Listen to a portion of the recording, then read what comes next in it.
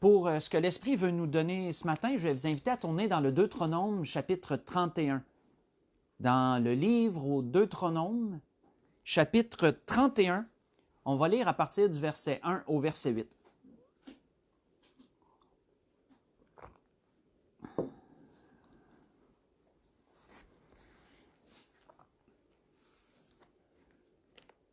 Pour vous mettre dans le contexte, le livre de Deutéronome se déroule aux abords de la terre promise et c'est un livre qui un peu répertorie l'enseignement que Moïse a donné à la nouvelle génération avant qu'ils entrent en terre promise et conquièrent celle-ci.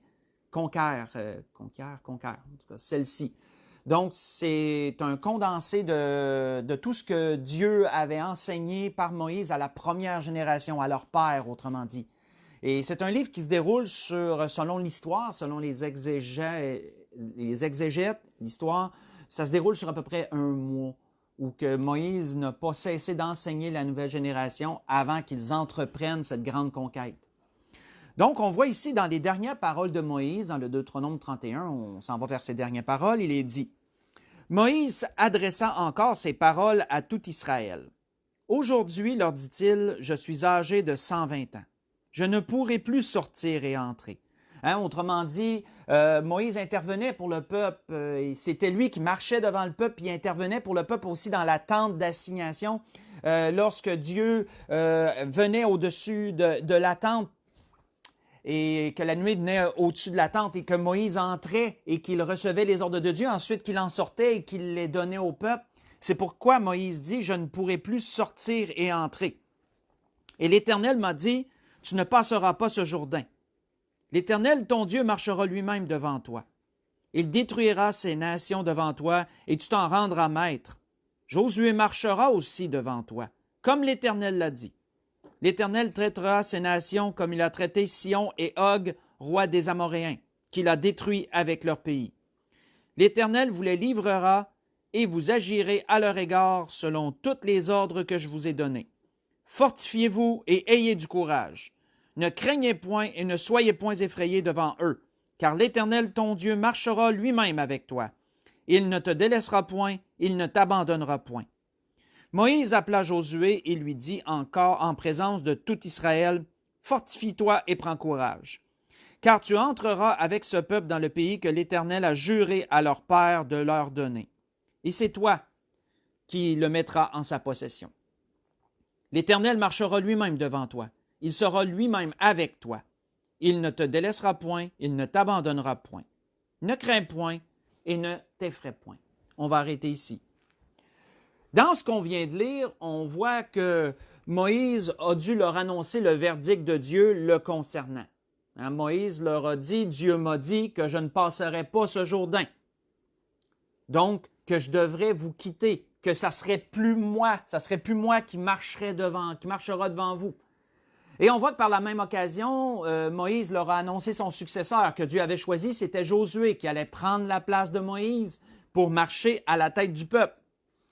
Et on voit qu'il a encouragé et le peuple et Josué à persévérer dans le plan de Dieu, à entreprendre le plan de Dieu, à y persévérer et devant la grandeur des défis qui les attendaient, il leur a donné un encouragement et au peuple et à Josué, et cet encouragement se dit ainsi, en parlant de Dieu, il est dit, « Il ne te délaissera point, il ne t'abandonnera point. » Et c'est un encouragement très important, frères et sœurs, parce que on voit qu'il a été donné dans un temps précis pour des défis. Et quand on va parcourir les Écritures, vous allez voir que ça a toujours été en temps de défi que Dieu a renouvelé cet encouragement, qui est plus qu'un encouragement, frères et sœurs, au point où Dieu la renouvelle à travers les Écritures, on n'appelle plus ça juste un encouragement, ça devient une promesse, frères et sœurs, ça devient une promesse. C'est une promesse que Dieu a laissée à ceux qui lui appartiennent, qui auraient des défis devant eux, qui auraient de grands défis à affronter devant eux. On voit que Dieu a renouvelé cette promesse à Josué. Faites juste écouter, après que Moïse fut mort, Dieu a renouvelé cette promesse à Josué et il lui a dit, ces paroles, « Nul ne tiendra devant toi tant que tu vivras. Je serai avec toi comme j'ai été avec Moïse. Je ne te délaisserai point et je ne t'abandonnerai point. Fortifie-toi et prends courage, car c'est toi qui mettras ce peuple en possession du pays que j'ai juré à leur père de leur donner. Fortifie-toi seulement et aie bon courage, en agissant fidèlement selon toute la loi que Moïse, mon serviteur, t'a prescrite, et en ne t'en détournant ni à droite ni à gauche, afin que tu réussisses dans tout ce que tu entreprendras. » On va arrêter là. Je vous ai lu dans Josué chapitre 1, sûrement que plusieurs avaient fait le lien. Josué chapitre 1, verset 5 au verset 7. Je pense que j'ai lu le verset 8. Non, verset 5 au verset 7. Donc, on voit, frères et sœurs, que ces paroles se révèlent être d'un grand encouragement pour de grands défis qui étaient devant eux. Et ces paroles furent répétées à d'autres au fil du temps. Mais on va aller un peu plus profondément que ça avant d'enchaîner, parce que quand on regarde l'encouragement que Dieu leur a donné, et si on décortique l'encouragement, il y a deux mots qu'on peut en ressortir, deux verbes. Il y a deux verbes qu'on peut en ressortir. Premièrement, le verbe « délaisser ». Je ne te délaisserai point. Et le verbe « abandonner ».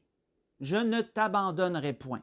Donc, ces deux verbes-là, si on les ressort de l'encouragement et qu'on les explique, qu'on les approfondit, qu'est-ce que veut dire délaisser? Selon le dictionnaire, délaisser veut dire laisser de côté, négliger. Autrement dit, admettons que je délaisse mon verre d'eau, je le mets là, et je ne m'en occupe plus. Donc là, je l'ai délaissé. C'est de mettre de côté quelque chose, de le négliger. Donc, voilà pour le mot délaisser et pour le mot abandonner. Le mot abandonner veut dire cesser volontairement et complètement toute activité envers quelqu'un ou quelque chose. Donc, abandonner va encore plus loin que délaisser. Abandonner veut dire de cesser complètement, de mettre quelque chose quelque part et de ne plus s'en occuper du tout, du tout, du tout. C'est pas juste dire je m'en occupe plus pendant un certain temps, puis ensuite je le reprends, que je me souviens que c'est là, mettons, ou autre. Quand tu abandonnes, il y a une coupure. Si tu abandonnes quelque chose, tu y touches plus, tu le regardes plus, tu t'en occupes plus, c'est fini, là. Tu l'as abandonné. Quand on pense à ces deux mots, premièrement, ce qu'on peut remarquer, c'est qu'ils sont à connotation négative. Je crois que vous avez remarqué que c'est rare que ça va être positif de délaisser puis d'abandonner. Ce sont des verbes à connotation négative, on dirait, on pourrait dire. Ça, c'est une première observation qu'on peut faire. Et deuxième observation, c'est que c'est une progression. Ces deux verbes et l'ordre dans lequel ils ont été mis démontrent une progression. Parce que si on y pense, généralement, vous allez délaisser quelque chose avant de l'abandonner. Donc, voyez-vous, c'est assez logique, là. C'est rare qu'on va faire une coupure directement avec quelque chose ou avec quelqu'un, mettons, si on n'a pas délaissé avant cette chose ou cette personne. Donc, on délaisse et ensuite on abandonne. C'est une progression des choses. C'est pour ça qu'ils ont été mis dans cet ordre-là. Et si on va un peu plus profondément dans la pensée de Dieu, ce qui nous est du moins possible de capter dans la pensée immensément grande de notre Père éternel, de notre Dieu, c'est que si Dieu dit « Je ne te délaisserai point, je ne t'abandonnerai point », c'est parce qu'il est dans la nature humaine de le faire. Si Dieu met spécifiquement ces paroles-là en avant de nous, c'est parce qu'il sait que dans notre faiblesse, nous, on délaisse et nous, on abandonne. Mais peut-être qu'on pourrait se dire, comment je fais ça? Y a-t-il des exemples? On peut-tu voir comment on fait ça en tant qu'être humain? Bien, on va regarder les Écritures. Les Écritures vont nous le montrer. Reculons premièrement dans Deutéronome 12. Reculons dans Deutéronome 12 et voyons un avertissement que Dieu avait donné à son peuple exactement sur ce point, sur le mot « délaisser ». Dans Deutéronome 12. On ne lira pas bien long. Deutéronome 12, on va lire le verset 11 et le verset 12, premièrement. Et ensuite, on ira au verset 19, pour avoir un peu l'idée générale de ce que l'Esprit veut nous dire pour ce mot. Donc, comment nous, on peut délaisser? On voit que toujours dans ce même enseignement que Dieu avait donné à la nouvelle génération par la bouche de Moïse, on voit que au verset 11, il est dit, de Deutéronome chapitre 12, il est dit, « Alors il y aura un lieu que l'Éternel, votre Dieu, choisira pour y faire résider son nom. C'est là que vous présenterez tout ce que je vous ordonne, vos holocaustes, vos sacrifices, vos dîmes, vos prémices, et les offrandes choisies que vous ferez à l'Éternel pour accomplir vos vœux. C'est là, disait-il aussi, que vous vous réjouirez devant l'Éternel votre Dieu, vous, vos fils et vos filles, vos serviteurs et vos servantes, et le Lévite qui sera dans vos portes, car il n'a ni part ni héritage avec vous. » On va arrêter là. Donc, voyez-vous, Dieu rappelle quelque chose au Lévite, donne des ordres, mais il rappelle quelque chose au peuple concernant le Lévite. Il dit pour la tribu de Lévi, vous connaissez, pour ceux qui connaissent l'histoire de la tribu de Lévi, Dieu les avait mis à part. Il avait mis à part cette tribu pour le servir. Et je vous dirais qu'un peu le lot que ça l'apportait d'avoir la grandeur, d'avoir comment je pourrais dire, la chance, c'est pas la chance, là, mais je cherche le bon mot, là. Et la grâce qu'ils avaient de servir Dieu, d'avoir été choisis pour servir Dieu, avait son lot. Leur lot était qu'ils n'avaient aucune part, ni aucun héritage parmi les enfants d'Israël. Ils vivraient un peu partout dans les territoires et on devrait subvenir à leurs besoins. C'est pourquoi, si on saute au verset 19, Dieu rappelle ceci. Et voyez bien les mots que Dieu emploie. « Aussi longtemps que tu vivras dans ton pays, garde-toi de délaisser le Lévite. » Donc, qu'est-ce que Dieu leur disait? Dieu leur rappelle qu'il y aurait un endroit, autrement dit la terre promise. Plus tard, Dieu établira un lieu, Jérusalem, qui aurait été rétabli un peu plus tard. Et on voit que dans ça, qu'est-ce que Dieu disait? Il dit, lorsque tu vas être arrivé dans ton lieu, c'est là que tu vas te réjouir, c'est là que tu vas faire tes sacrifices, etc. Et il rappelle que le Lévite n'a pas de part, ni d'héritage. Et ensuite, il dit bien, garde-toi de délaisser le Lévite. Garde-toi de le négliger. Hein? Garde-toi de le mettre de côté, de le négliger. Parce que, vu que c'est une tribu qui servait Dieu, le peuple avait une responsabilité envers cette tribu-là. Parce qu'elle n'avait pas de part ni d'héritage, souvenez-vous. Et qu'est-ce qui est arrivé avec le temps? Là, on va aller voir plus loin qu'est-ce qui est arrivé. Si on tourne dans le livre de Néhémie, on va faire un saut dans le temps. Dans le livre de Néhémie, chapitre 13, Dieu fait la mise en garde. On sait que c'est passé quand même un certain laps de temps. Mais voyons ici ce qui s'est passé. Vous allez voir que ça l'enchaîne bien avec ce que l'Esprit veut nous montrer ce matin. Dans le livre de Néhémie au chapitre 13. Chapitre 13, on va lire à partir du verset 10. Pour vous mettre dans le contexte, c'est le retour de la captivité de Babylone. Néhémie a été parmi ceux qui sont revenus dans le territoire d'Israël où ils ont dû tout reconstruire. On sait que Esdras était venu avec une première lot de personnes qui sont revenues. On sait que le temple a été reconstruit. Esdras a donné l'enseignement, le scribe a donné l'enseignement. On sait que Néhémie a chapeaudé la protection de la ville et du temple, autrement dit par la muraille. Et Néhémie a agi comme gouverneur envers eux aussi pour restaurer, pour rétablir l'ordre, restaurer le culte et vraiment remettre les choses en place. Et on voit que Néhémie ne pouvait pas toujours rester là. Des fois, parfois, il devait retourner auprès de son maître parce qu'il était toujours sous la domination perse à ce temps-là, des Mèdes et des Perses. Et donc, parfois, il devait retourner auprès de son maître et son maître lui donnait un congé. Et là, il pouvait retourner en territoire d'Israël. Mais là, entre-temps, il pouvait se passer des choses hein, quand le chef n'est plus là, mais des fois, il y a du désordre qui peut s'installer.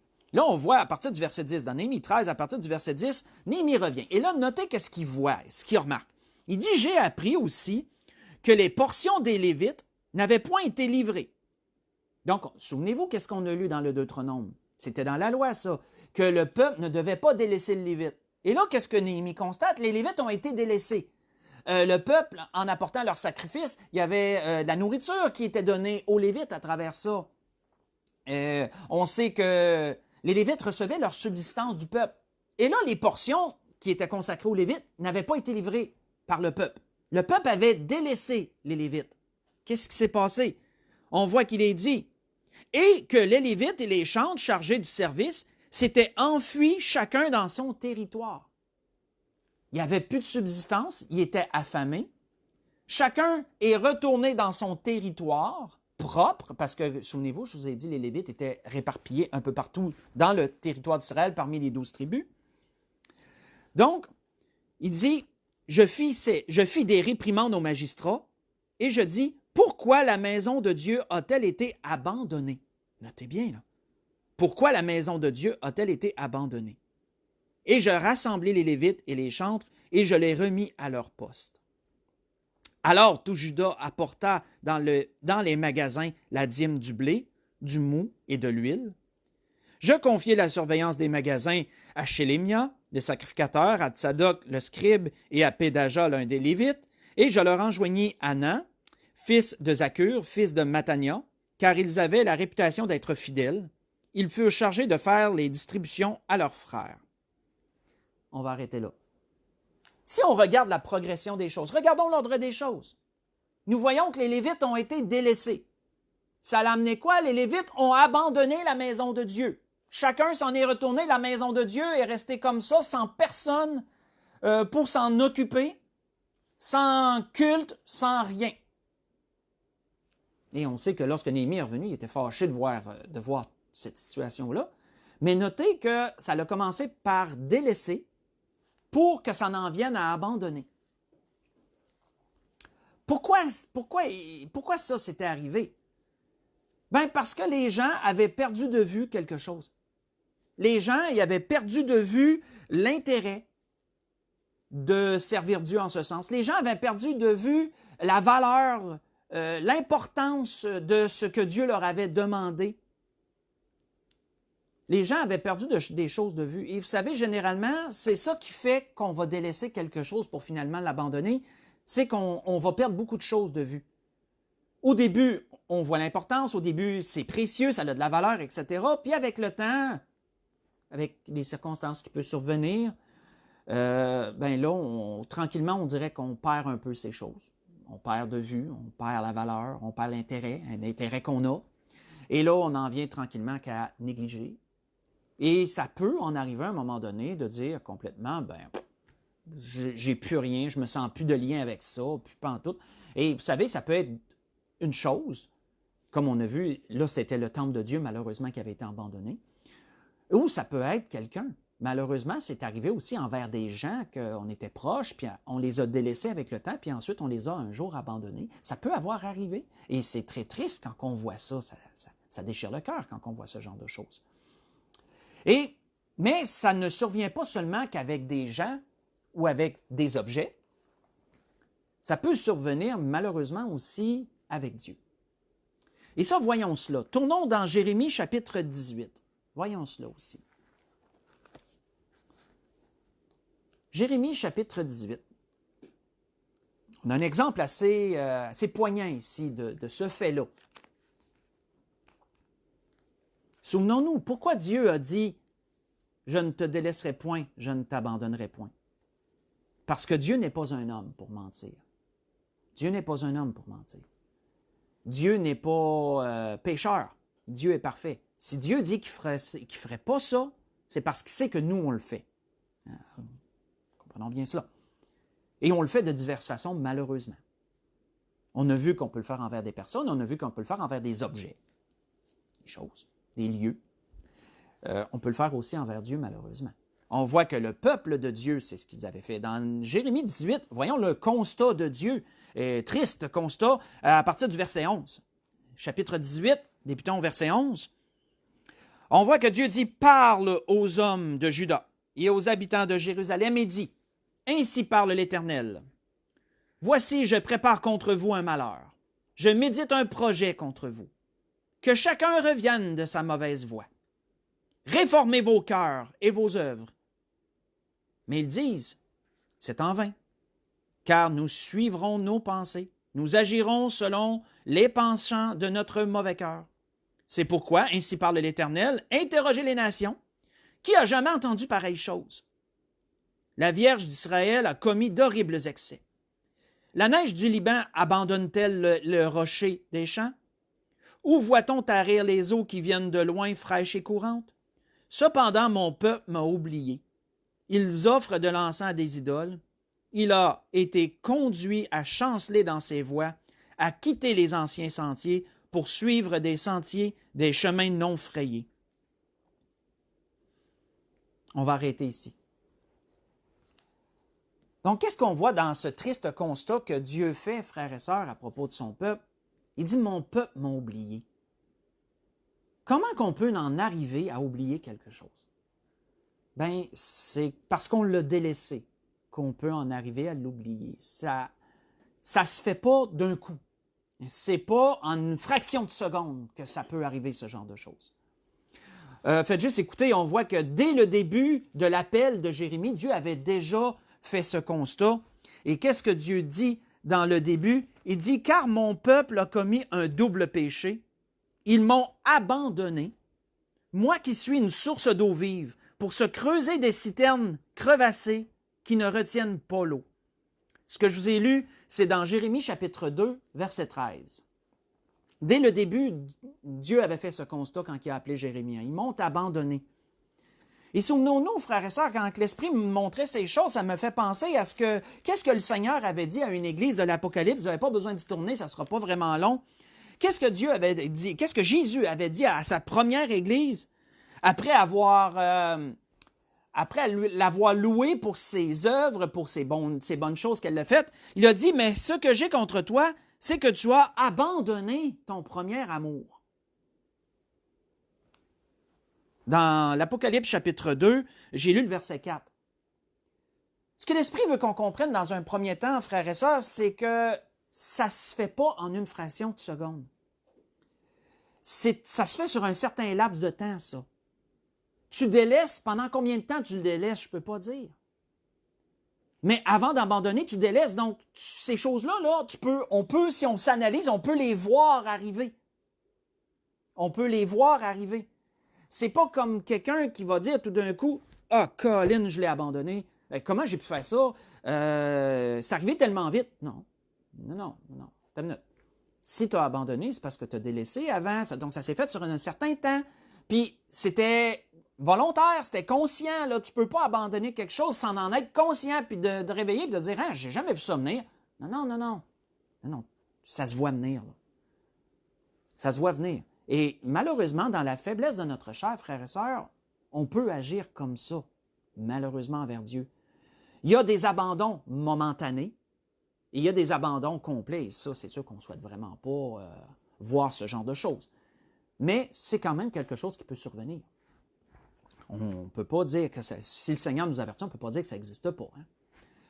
Qu'est-ce que le Seigneur disait? C'est pour ça que le Seigneur dit, « Souviens-toi donc d'où tu es tombé. » Regarde un peu le chemin, regarde un peu le procédé, là, le processus qui est survenu.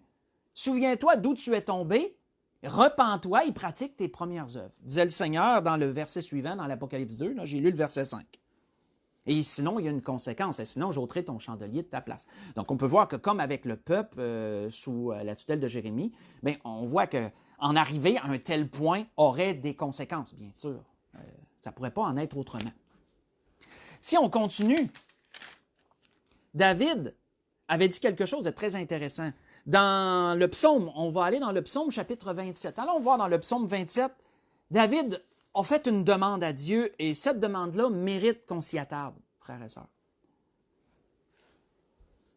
Et juste pendant que vous y tournez, juste un petit commentaire que je voudrais ajouter. Vous savez, ce qui est triste quand on délaisse et on abandonne quelque chose, c'est souvent on a besoin de le remplacer. Ça, c'est triste. Parce que ça fait toujours un vide. Hein? Si on a quelque chose qu'on a délaissé puis qu'on a abandonné, il y a un vide qui se forme dans notre vie puis on veut le remplacer. Donc, on ne laissera jamais un vide vacant. On n'est pas comme ça. On va le remplacer par d'autres choses et ça, c'est triste. On voit que le peuple a remplacé Dieu par les idoles et ainsi de suite. Donc, dans le psaume 27, voyons ce que David demandait à Dieu. David a fait une demande à Dieu et vous allez voir à quel point sa demande fait référence à ce que l'Esprit nous dit ce matin. Dans le psaume 27, verset 7, on commence au verset 7. On voit que dans l'épreuve que David vivait et les difficultés qui étaient devant lui, il a demandé quelque chose à Dieu. David dit, « Éternel, écoute ma voix, je t'invoque. Aie pitié de moi, exauce-moi. Mon cœur dit de ta part, cherchez ma face. Je cherche ta face, ô Éternel. Ne me cache point ta face. Ne repousse pas avec colère ton serviteur.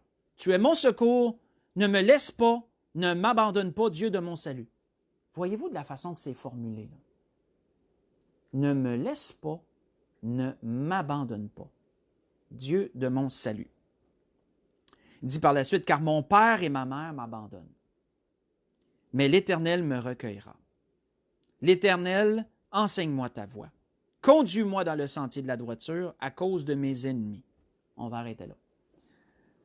Voyez de la façon que David a formulé sa demande à Dieu. Ne me laisse pas, ne m'abandonne pas. Qu'est-ce que David demandait à Dieu? Il demandait à Dieu, Dieu, néglige-moi pas, délaisse-moi pas, ne me mets pas de côté. Mets-moi pas de côté. Puis ensuite, parce qu'on sait qu'il y a un procédé, hein, ça délaisse, puis ensuite on abandonne. C'est pour ça que Dieu dit, délaisse-moi pas. Puis surtout, abandonne-moi pas. Cesse pas complètement toute interaction avec moi, là. Délaisse-moi pas, puis abandonne-moi pas. C'est un peu ironique, frères et sœurs, que nous, on soit portés à délaisser puis à abandonner, mais on supplie Dieu de ne pas le faire, parce qu'on ne veut pas que Dieu agisse comme nous autres. Hein? On ne voudrait vraiment pas que Dieu agisse comme nous autres. Non, parce qu'on serait bien triste. Si Dieu agirait exactement comme nous, je peux vous dire qu'on serait bien triste puis bien souvent à part de ça. Mais David avait fait un autre constat, et c'est réconfortant. David avait fait un autre constat à propos de Dieu. Faites juste écouter. On voit que David avait dit ceci à propos de Dieu. Il dit, « Comme un père a compassion de ses enfants, l'Éternel a compassion de ceux qui le craignent. Car il sait de quoi nous sommes formés. Il se souvient que nous sommes poussière. » Hein, David, dans le psaume 51, je crois, je peux me tromper, mais il me semble que c'est dans le psaume 51, hein, il rappelait à Dieu qu'il était né dans le péché. Il dit, je suis dans l'iniquité, je suis né tout entier dans le péché. Il rappelle à Dieu sa condition et Dieu se souvient de quoi nous sommes faits, frères et sœurs. Dieu sait qu'on est faiblesse. Dieu sait qu'on peut chuter de diverses façons. Malgré nous, parfois, malheureusement. On voit David disait aussi, « L'homme, ses jours sont comme l'herbe, il fleurit comme la fleur des champs. Lorsqu'un vent passe sur elle, il n'est plus. Le lieu qu'elle occupait ne la reconnaît plus. Mais la bonté de l'Éternel dure à jamais pour ceux qui le craignent et sa miséricorde pour les enfants de leurs enfants. Pour ceux qui gardent son alliance et se souviennent de ses commandements afin de les accomplir. » Dans le psaume 103, j'ai lu du verset 13 au verset 18. Le constat aussi que David a fait, frères et sœurs, à propos de Dieu, c'est que Dieu est un Père compatissant. Si quelqu'un veut demeurer dans la crainte de Dieu, on peut chuter momentanément. On peut délaisser momentanément. Parfois même, on peut abandonner momentanément. Dieu a compassion de nous. Dieu peut avoir compassion de nous. On ne parle pas d'un abandon complet et total. Pour ceux qui le craignent, pour ceux qui s'attachent à Dieu, puis qui veulent garder cette crainte de Dieu, Dieu a une compassion immense. Et souvenez-vous, on parle sous la loi, là. On parle David, quand il élogiait Dieu de ces façons-là, il était toujours sous la loi. Avant d'aller vers la conclusion, allons voir l'exhortation qu'il a donnée à son fils et vous allez voir à quel point c'est grand et comment que Dieu a promis de ne pas nous délaisser, de ne pas nous abandonner quand on avait un grand défi devant nous. Mais souvenons-nous, frères et sœurs, que Dieu n'a pas fait cette promesse-là à n'importe qui. Dieu a fait cette promesse à ceux qui le craignent, à ceux qui s'attachent à lui. Dieu a fait cette grande promesse. Une assurance immense. Allons voir ces choses avant de conclure. Dans 1er Chronique 28, 1er Chronique chapitre 28, on va aller voir. David ne voulait surtout pas que Dieu le délaisse puis que Dieu l'abandonne parce qu'il mesurait, je suis sûr qu'il mesurait tout l'impact que ça pouvait avoir, ce que ça voulait dire, là. Et il se dit, non, je veux jamais, jamais vivre une telle chose. Et je suis sûr que chacun d'entre nous ne voudrions jamais vivre une telle chose. Nous ne le vivrons pas, frères et sœurs, si nous continuons à nous attacher à Dieu. Nous ne vivrons pas une telle chose. Au contraire, Dieu nous fait une promesse qui est aussi sûre que le roc, que les montagnes, aussi sûre que le roc sur lequel beaucoup de choses s'appuient, aussi sûre que notre roc est Jésus-Christ. Dans 1er Chronique, avant de conclure, on va aller voir l'encouragement que David a donné à son fils Salomon avant de le quitter, avant de mourir. Parce que là, Salomon aussi avait un grand défi à relever, tout comme Moïse, tout comme Josué. Et vous allez voir que c'est pourquoi que l'exhortation était similaire. Dans 1er Chronique 28, on va lire premièrement versets 9 et 10. Ensuite, on va aller à un autre, on va aller juste un verset, quelques versets plus loin, on va aller voir autre chose. Donc, notez, dans le verset 9 et 10 de 1er Chronique 28, David donne à Salomon ses exhortations. Il lui dit, « Et Salomon, mon fils, connais le Dieu de ton père, et sers-le d'un cœur dévoué et d'une âme bien disposée. Car l'Éternel sonde les cœurs. Il pénètre tous les desseins et toutes les pensées. Si tu le cherches, il se laissera trouver par toi. Mais si tu l'abandonnes, il te rejettera pour toujours. Considère maintenant que l'Éternel t'a choisi, afin que tu bâtisses une maison qui serve de sanctuaire, fortifie-toi et agis. » Vous savez, quand David disait cette parole qui est quand même amère, là, de dire, si tu le cherches, il va se laisser trouver. Mais si tu l'abandonnes, il va te rejeter pour toujours. David parlait d'un abandon total. Comprenons bien du type d'abandon que David parlait. Et c'était sévère, mais souvenez-vous, on est sous la loi, là. Il faut toujours se ramener dans le contexte. On est sous la loi. Et on sait que sous la loi, Dieu pouvait être tranchant pour différents types de choses. Ensuite, après avoir donné ces exhortations à Salomon, si on lit à partir du verset 20, si on saute au verset 20, regardez ce que David dit. Parce que là, Salomon avait un défi devant lui. Il fallait qu'il rebâtisse le temple de Dieu. Il fallait qu'il pas rebâtisse, qu'il bâtisse le temple de Dieu. Donc, c'est un grand défi. David dit à Salomon, « Mon fils, fortifie-toi, prends courage et agis. Ne crains point et ne t'effraie point, car l'Éternel Dieu, mon Dieu, sera avec toi. » Et notez, « Il ne te délaissera point, il ne t'abandonnera point, jusqu'à ce que tout l'ouvrage pour le service de la maison de l'Éternel soit achevé. » Pour tous ceux, frères et sœurs, qui s'attachent à Dieu, qui ont cette crainte de Dieu, Dieu vous dit ce matin que je ne vous délaisserai pas, je ne vous abandonnerai pas. Vous avez des défis à relever? Ayez cette assurance. Dieu ne vous mettra pas de côté. Dieu ne vous négligera pas. Et Dieu, surtout pas, il ne coupera pas les ponts avec vous. Là. Dieu, il vous mettra pas totalement dans un coin et dire plus jamais avoir rien à faire. Jamais.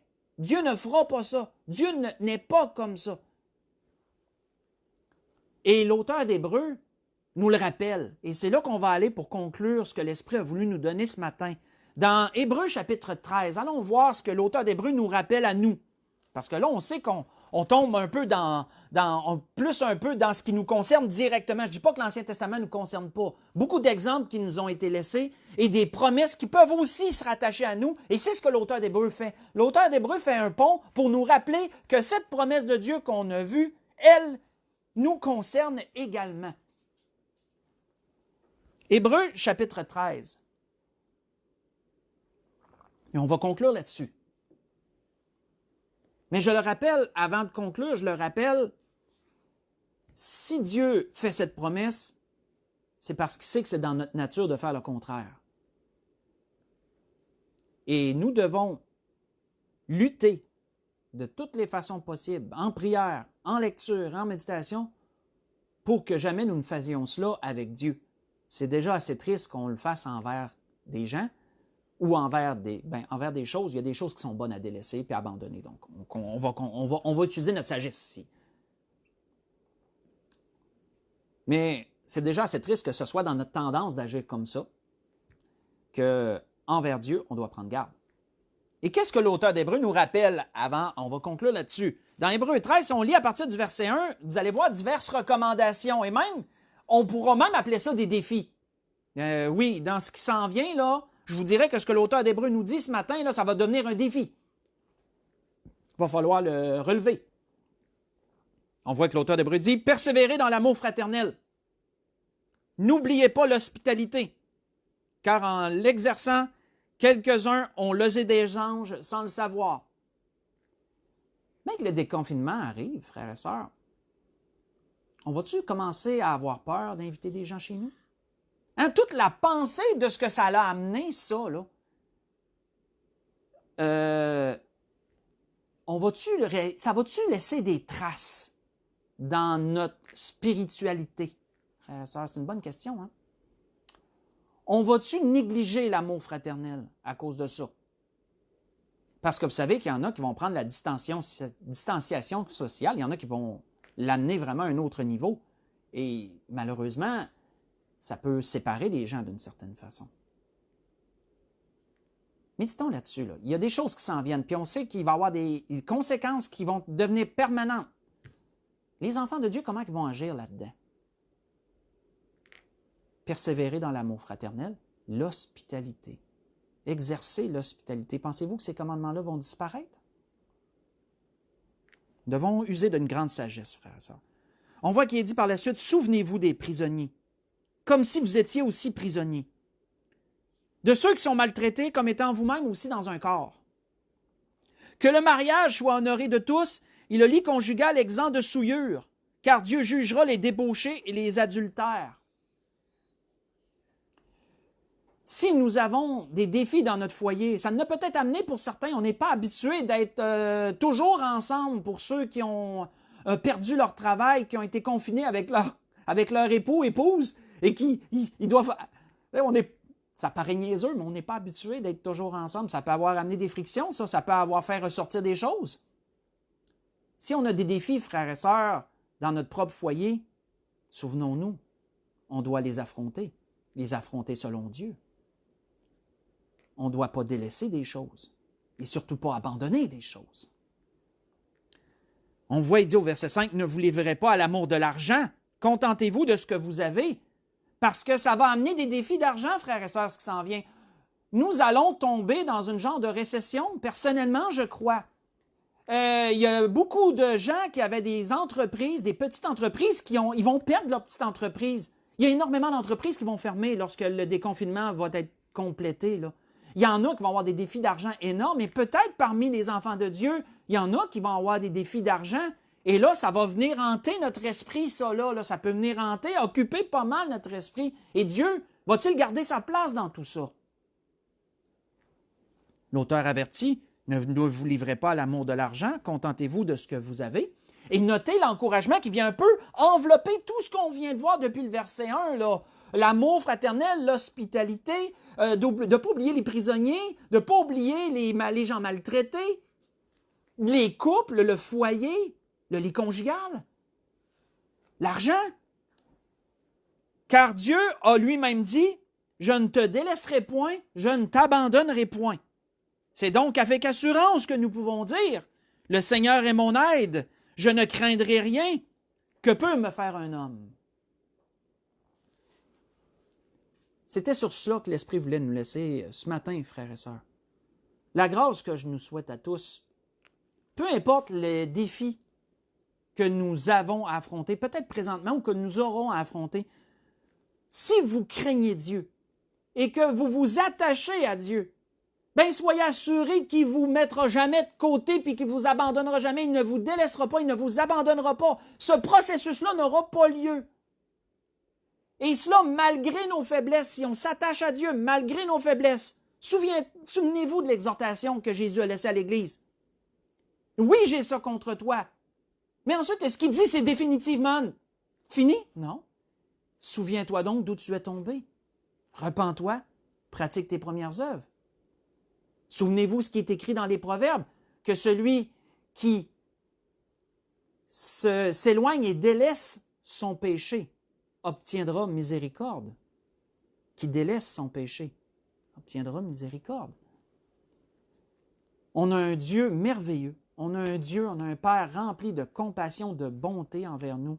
Et il nous laisse ce matin une belle assurance encore, une belle promesse qu'il met devant nous. Et c'est la promesse qui accompagne toujours les grands défis. Vous le voyez à travers les Écritures. Tous ceux qui ont reçu cette promesse avaient des défis à affronter.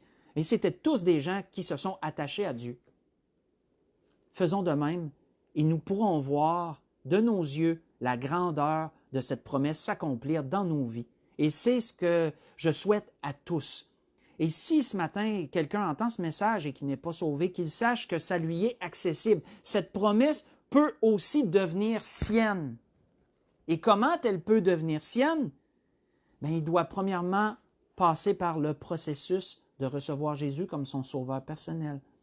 Comprendre qu'il est né pécheur, comprendre qu'il est encore présentement pécheur, comprendre qu'il est séparé de Dieu à cause de son péché, comprendre qu'il doit renouer cette relation-là avec Dieu. Et la seule façon de le faire, c'est Jésus. Jésus a dit, « Je suis le chemin et la vie. Nul ne vient au Père que par moi. » Si tu prends le pont qui est Jésus, qui va te faire traverser le gouffre de ton péché, de ta séparation, qui va t'amener à renouer cette relation avec Dieu, j'imagine tout ça, là. Si vous faites ça, Dieu vient habiter dans vos cœurs par la foi. Son esprit vous est donné comme un gage des promesses à venir. Et sachez que cette promesse qu'on a vue ce matin, elle sera également vôtre. Et c'est absolument merveilleux. Bonne semaine à tous. Que le Seigneur vous bénisse et vous garde en toutes choses. À la prochaine.